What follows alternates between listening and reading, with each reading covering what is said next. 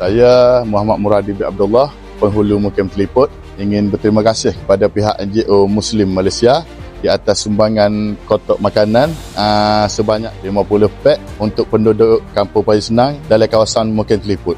Dan kita harapkan kotak infak ini dapatlah meringankan sedikit beban yang ditanggung oleh tuan-tuan dan puan-puan yang menerima pada pagi ini lah.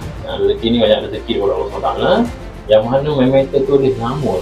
Dan ini alhamdulillah sampai kepada tuan dia.